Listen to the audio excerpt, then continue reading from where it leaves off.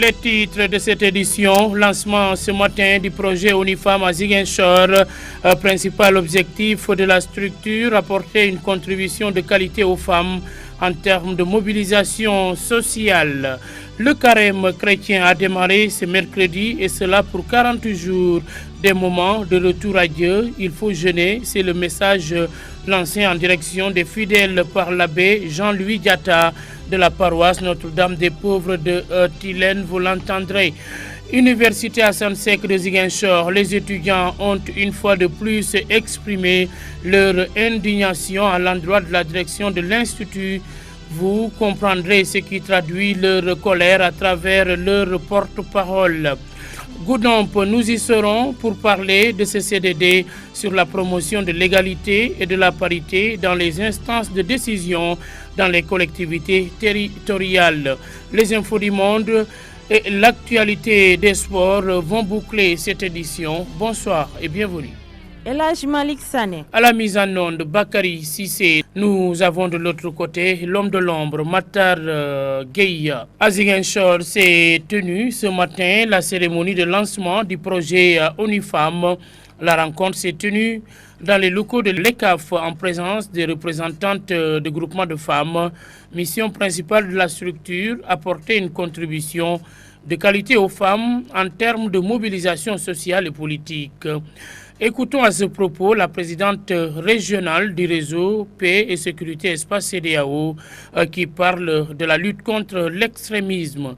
Madame Ndiago Ndiaye, c'est son nom. Aujourd'hui, nous venons de bénéficier d'un projet sur financement d'Unifam, un projet centré sur l'implication des femmes et des jeunes concernant la lutte sur le terrorisme et l'extrémisme violent dans le Sahel et dans l'espace CEDEAO.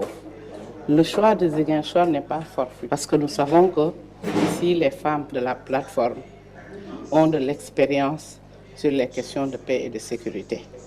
Ce pays connaît 37 ans de conflit comme vous le savez et vous savez les terroristes profitent souvent des situations d'insécurité et d'instabilité pour s'infiltrer à travers les frontières et ont souvent pour cible les femmes et les jeunes.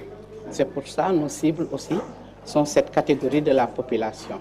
Ce lancement sera suivi d'un panel, mais également de 3 jours de formation où nous avons réuni la région de Kédougou, la région de Kolda et celle de Ziguinchor pour former des relais qui iront, après cette formation, sensibiliser, faire des causeries à la radio, à la télévision sur cette thématique. Nous avons à Dakar une grande rencontre, le Forum sur la paix et la sécurité. Nous, femmes, nous avons un rôle à jouer. Qu'est-ce que nous pouvons faire?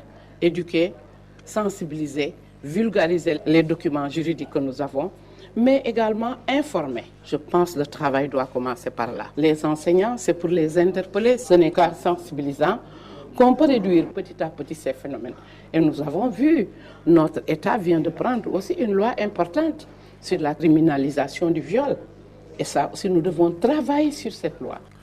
Processus de paix en Casamance, le conflit ne peut pas se terminer sans une commission vérité et réconciliation. Les propos sont de l'ancien secrétaire général de Amnesty International tenu lors d'une rencontre du RPC à l'ancienne mairie. Voici à ce propos Pierre Sané qui nous parle d'abord des droits de l'homme au Sénégal.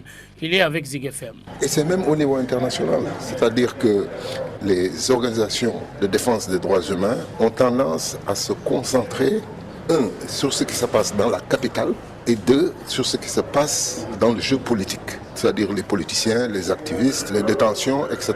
Mais par rapport aux souffrances dans le pays, par rapport à la pauvreté, par rapport aux violences faites aux femmes, par rapport à l'échec de notre système éducatif et par rapport aux conditions de détention dans les prisons, je ne dis pas qu'il faut laisser tomber le reste, mais il faut ajuster le logiciel pour faire en sorte qu'on s'intéresse d'abord aux conditions de vie de la majorité de la population. 56% de notre population vit dans la pauvreté, 50% de notre population est analphabète, 50%, c'est-à-dire les femmes, vivent dans l'insécurité à cause des violences et tous les prisonniers qui ont été privés de liberté vivent dans des conditions dégradantes qui ne sont pas conformes aux standards internationaux.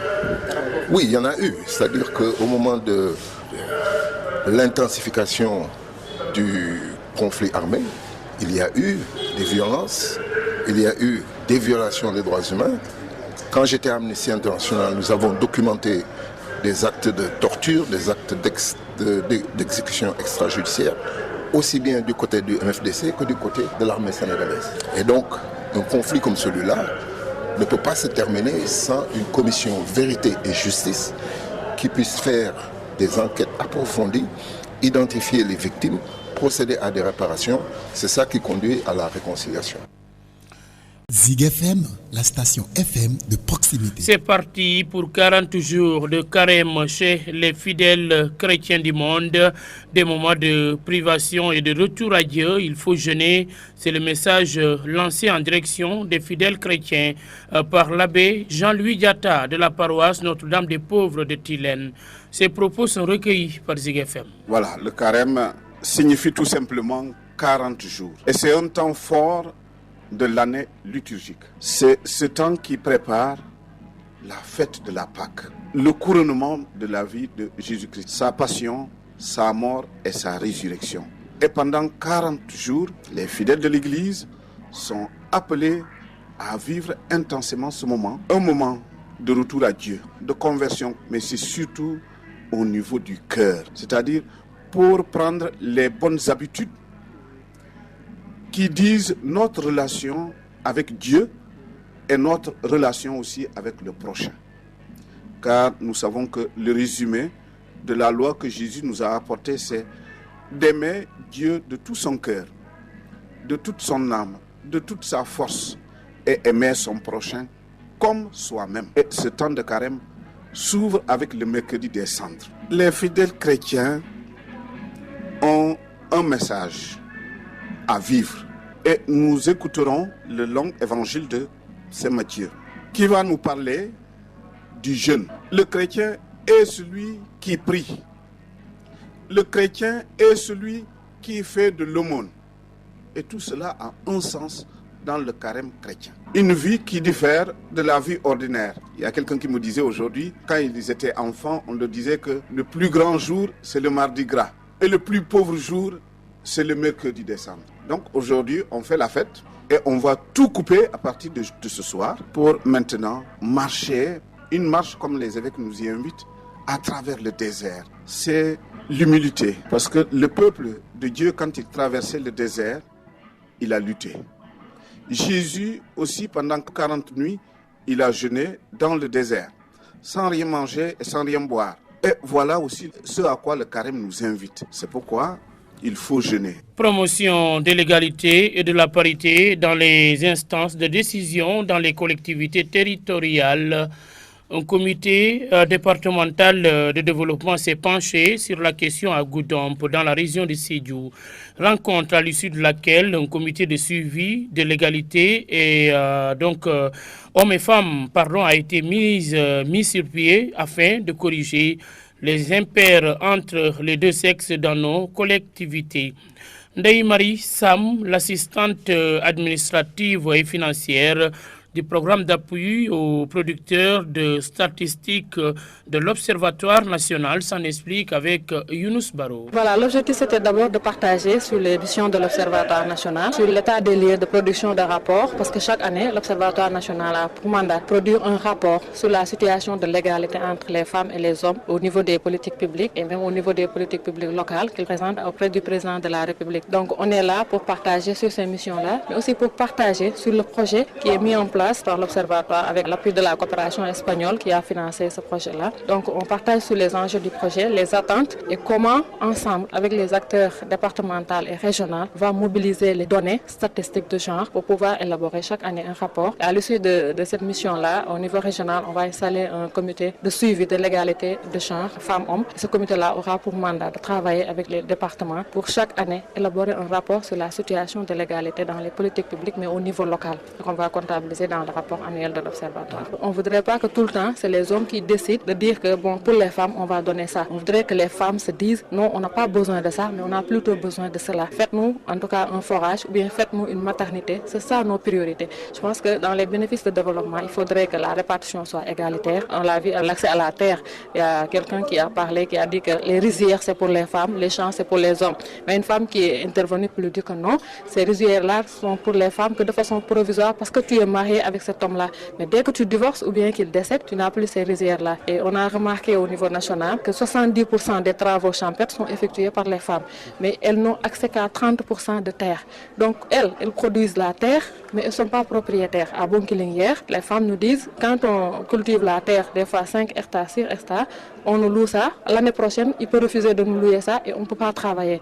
Donc ces hommes qui ont les terres ne les travaillent pas. Et les femmes qui travaillent les terres ne sont pas propriétaires. Donc voilà un peu les enjeux de l'égalité. Quand la femme doit travailler la terre, qu'on fasse de sorte qu'elle ait accès à cette terre et qu'elle soit propriétaire. La mise en place d'une structure départementale pour prendre en charge cette question de parité et le respect de la loi paritaire dans les conseils municipaux ont été, entre autres, les recommandations formulées par le préfet de Goudomp. Ousmane Niang, que voici toujours avec Younous Barou. On vient de terminer le CDD sur l'Observatoire national de la parité et en termes de recommandations, nous avons demandé qu'on crée au niveau du département une structure chargée de gérer ces questions de parité-là au niveau du département, comme on doit produire des données. La deuxième recommandation, on a demandé aux maires aussi de respecter la parité au niveau des conseils municipaux. Souvent, c'est un problème au niveau des collectivités territoriales et ça, c'est déjà réglé par la Cour suprême et que donc c'est une jurisprudence qui est là et qu'il faudra respecter. La troisième recommandation, c'est de fiabiliser la base des données au niveau départemental. Ça, c'est important pour le genre. On ne peut pas avoir des données sans avoir des données fiables. La quatrième recommandation, c'est l'indice égalité homme-femme aussi, c'est important. Il faudrait déjà penser à outiller les gens qui sont au niveau du département, surtout les maires, les chefs de service, pour qu'ils puissent avoir les outils, pour qu'on puisse avoir un indice fiable. Et la dernière recommandation, c'est aussi de fiabiliser l'état civil, parce que aussi on ne peut pas faire des politiques sans un état civil fiable. Tout part de l'état civil. Il faudrait que l'Observatoire national de la parité pense à cet état civil-là pour qu'on puisse avoir un état civil fiable. Nous parlons éducation cette fois-ci. Le communiqué sorti par le recteur de l'université Assane Seck de Ziguinchor pour demander aux étudiants de reprendre le chemin des amphis a provoqué la colère des apprenants. En assemblée générale ce matin, ils ont mis en garde la direction de l'institut qui, pour eux, n'est-ce pas, n'a pas le droit de lever leur mot d'ordre de grève. Pour eux, la grève continue jusqu'à obtention de satisfaction totale. Diara Touré, alias Bro, porte-parole des étudiants que voici. On va répondre par rapport au communiqué que le recteur a lancé. Il a lancé un communiqué soi-disant que les gens vont reprendre des cours. On les a laissé faire pendant 3 mois leur manière de faire. Leur manière de faire n'a pas marché. Maintenant, c'est notre manière de faire. Nous avons pris l'engagement que personne ne fera cours tant qu'on n'a pas eu ce qu'on a demandé. Tant qu'on n'a pas commencé de faire les cours dans les chapiteaux. Nous sommes clairs et nets. On n'a pas un problème avec lui, on a un problème avec le gouvernement. On règle un problème avec le gouvernement. Mais lui, ce qu'il a à faire actuellement, il devait réfectionner nos toilettes et les salles de classe, les lampes qui sont dans les salles de classe, mais aussi l'éclairage. Surtout la ventilation au niveau des salles de classe. Ça, on va revenir, on va discuter avec lui, il va le faire. S'il ne le fait pas d'ici les jours qui viendront, on aura une grève spécifique. Il se mêle sur des choses qui ne devaient pas se mêler. Parce qu'actuellement, on se bat contre le gouvernement. Il a fait sortir, soi-disant, un communiqué pour que les étudiants reprennent cours. Personne ne fera cours tant qu'ils n'ont pas donné toutes les réclamations qu'on a demandées. Aujourd'hui, depuis les années passées, on avait entendu des choses, des menaces, ils donnent des informations que les policiers entrent ici. On est prêt à accueillir les policiers bras ouverts. S'ils croient réellement que nous on a peur, ils se trompent vraiment. On a peur de rien du tout, on attend. On avait décidé de ne pas faire la violence. Mais la personne qui vient chercher la violence, on va faire la violence avec lui. Nous parlons directement au recteur. Une chose est claire. Ce n'est pas lui qui va lever les mots d'or. C'est nous qui l'avons mis là-bas, c'est nous qui l'avons levé. Quelle que soit la situation, tout étudiant qui va entrer dans la salle de classe, de cours, on va lancer des pierres et puis on va terminer ici par le rectorat. Ça, il n'a qu'à s'attendre à ça. Maintenant, je vais terminer par dire que toutes les revendications qu'on a fait, nous parlons au ministre, le gouvernement, qu'il fait le plus vite au possible qu'il puisse terminer les chapiteaux, nos laboratoires, nos restaurants et aussi qu'il reprenne les travaux au niveau des autres sentiers. Ce n'est pas parce qu'on est au niveau de Casamance qu'on veut nous bannir. Je vous dis une chose, l'autorité, ça ne se donne pas, ça se mérite.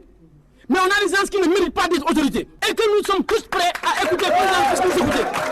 Nous avons maintes fois discuté avec le directeur pour lui dire, sans les salles de classe, les 16 de classe, on peut pas faire cours. Sans les laboratoires, on ne va pas faire cours. Et nous disons tous les gens qui sont prêts à rentrer 6 heures, non qu'à rentrer 6 heures. Parce que personne ne fera cours ici. Nous avons pris des décisions unilatérales. Ça le plaît ou pas, nous serons leurs cobayes comme les autres le disent. On va perdre, ils vont nous sanctionner, mais on est là pour le pays et nous serons toujours là pour le pays. Et là. Le tour du monde à présent, le 6e sommet des chefs d'État du G5 Sahel a pris fin en début de soirée à Nouakchott, la capitale de la Mauritanie. Un sommet dominé par les questions sécuritaires avec des attaques qui se multiplient au Burkina Faso, au Mali et au Niger. Les chefs d'État ont pris l'engagement d'inverser la tendance par un renforcement de leur stratégie de lutte contre le terrorisme. Ouverture du procès de Kamel Chikni, un homme d'affaires mis en cause dans une affaire de trafic de cocaïne, mais c'est la présence au tribunal d'un de ses co-accusés, Khaled Tebboune, qui marque les esprits. Il n'est autre que le fils de l'actuel président algérien. Un premier Français est mort après avoir été infecté par le nouveau coronavirus dans la nuit de mardi à mercredi à Paris, la capitale française, a annoncé le ministère de la Santé. Il s'agit d'un homme de 60 ans, enseignant dans l'Oise, qui faisait partie des 5 nouveaux cas détectés en France. Dans un instant, direction les stades.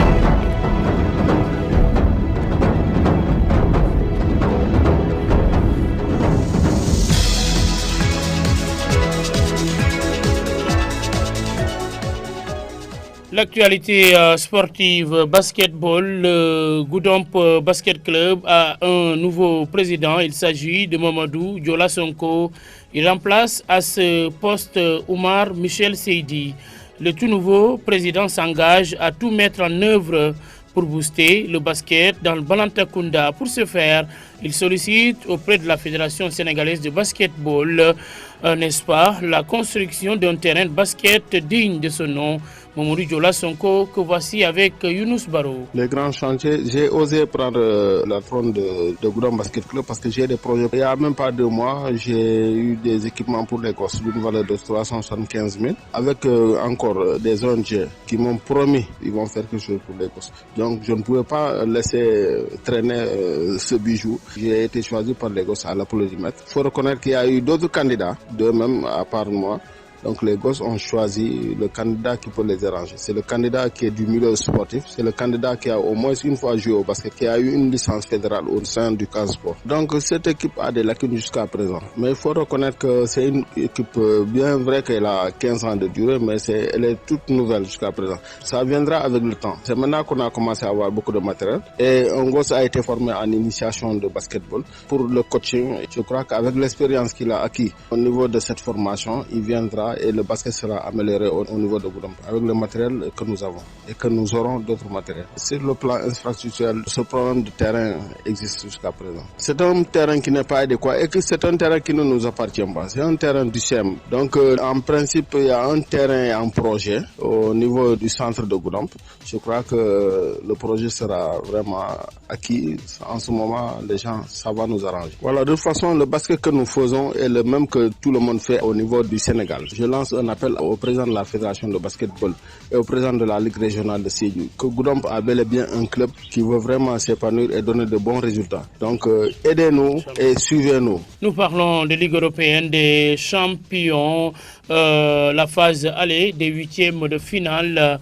Nous aurons au programme ce soir l'Olympique lyonnais qui reçoit à Gerland en France la Juventus de Turin de Cristiano Ronaldo. Et puis dans l'autre choc, le Grand Real de Madrid va recevoir Manchester City. Ce sera à partir de 20h temps universel au niveau du stade Santiago de Bernabéu. Nous y reviendrons pour les résultats.